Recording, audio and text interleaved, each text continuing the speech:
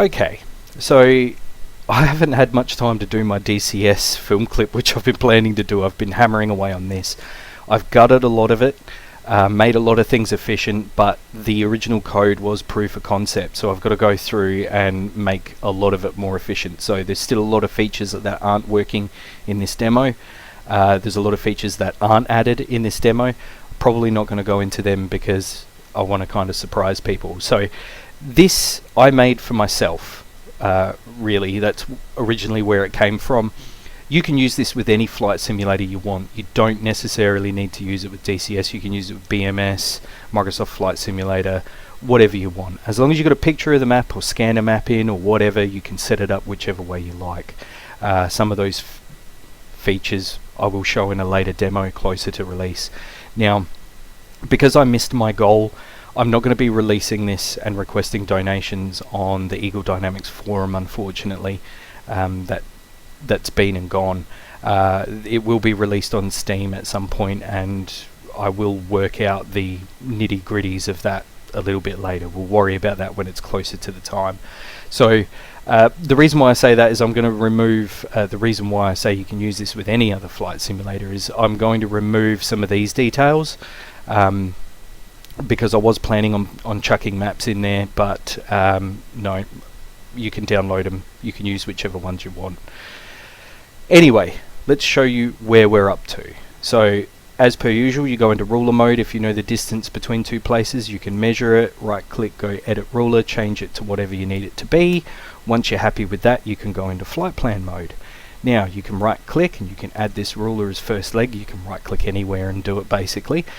Just so you can see, we're going to move it over here. Now I will make it easier to read at some point. You can just right click and add next waypoint in this.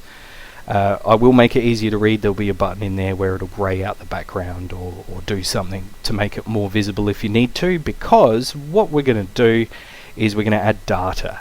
So as you can see now, there's data attached to each leg. It'll give you an estimated time of arrival according to which aircraft you've put in.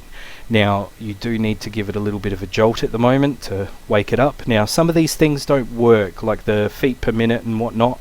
They currently don't work because it was kind of a proof of concept showing that I can get it to work before I actually put in the proper math. Now some of these features, like I said, aren't going to work properly, but we're nearly there.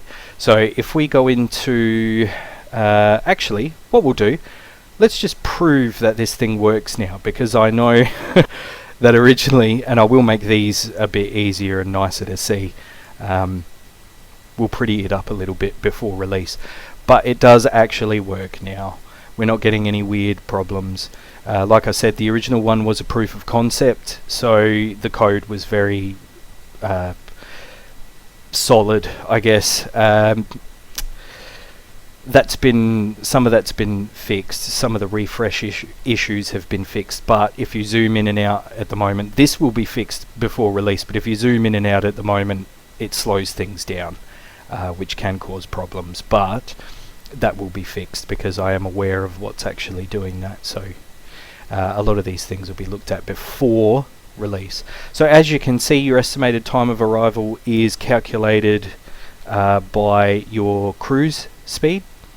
So if you wanted to, you can change these details. You can't change them at the moment because it just boots you out and redoes it. So if we want to go 180, it'll just keep forgetting that I haven't put enter on any of these yet. You have to click save to leg at the moment. So I've put in 180, but it goes back to 220. That will be changed, so you can actually update those. What does update though, however, the feet per minute doesn't work. So if we go into, say, waypoint 2, we set that to 1,000 feet. You can save that to the waypoint. Now if we go to data here, we can see that waypoint 2's altitude is at 1,000 feet, if you can see that. Now if we go to leg data, you can see that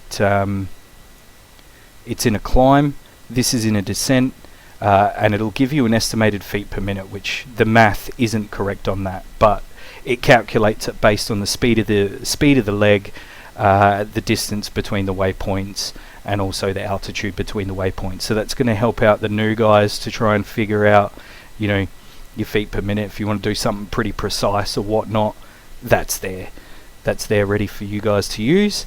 Yeah, so the math's going to need to be fixed on that. It doesn't update as well visually while it's there, but obviously the longer the leg, the feet per minute will be shorter,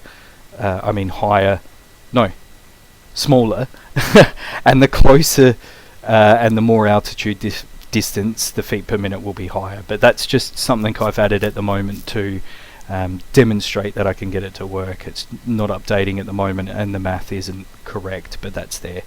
Also, there's going to be a ton more features when it comes out, so we're not going to talk about them. I'm just going to kind of wait and try and surprise people. This stuff doesn't work at the moment, but you can select waypoints and it'll give you information on the waypoints there. I mean, that's, I'm trying to make this as handy as possible.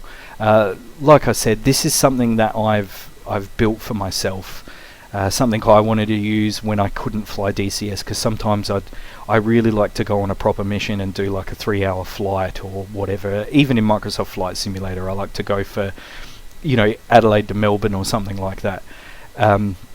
Not really something that I can kind of, do easily. I need a lot of time to do that, and I wanted to build like a little electronic flight bag for myself that I could use rather than subscribing, which a lot of the guys will do, which there's nothing wrong with that. If you're hardcore enough to get yourself updated maps all the time, that's cool.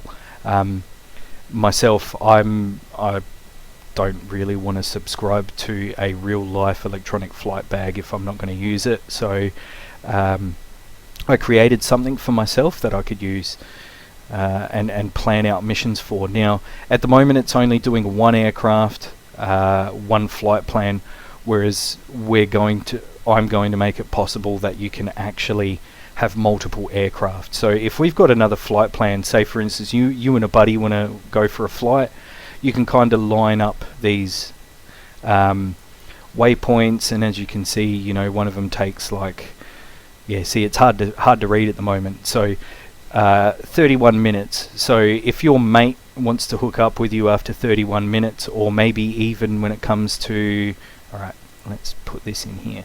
Now this is a little bit of a bug. I call it a feature though, because it makes it easier to see things. If you swap between data, it'll actually give the waypoints on top of the legs, and then you can go back to waypoints and legs. But if you go between legs and waypoints, it just puts the waypoints there, which can be harder to read. So I'm going to leave this in just to make it easier to see. But say for instance you want to meet up after leg 3. You want to meet up on leg 3. So if you go to data, you can see that that's going to be 2 minutes, that's going to be 12 minutes, so 14 minutes. If you line up your mate's flight plan, you can see where you can merge and go about your business, that kind of thing. So there will be other things added as well, like I said, but things that I want to talk about, but we're going to save that for closer to release. But anyway, I hope you're looking forward to this as much as I'm looking forward to it. Like I said, I wanted to make it for myself, and I thought, you know what, this is actually a pretty cool idea. I might actually build it for other people as well. So instead of being greedy and keeping it all to myself, I will make it available on Steam at some point. It's coming along. I don't know how long it's going to take for it to finish, but stay tuned. I will notify as many people as possible, just to kind of get the word out there, because I'm sure there's going to be people that want to use this just for their home sim. It's obviously not for real world use, but just for home simming. If you want to sit at the computer, you want to go for a fly, but you don't have 3 hours, you can just plan out your own flight if you want. Before you go for a fly, you can check out how long it's going to take you, that kind of thing.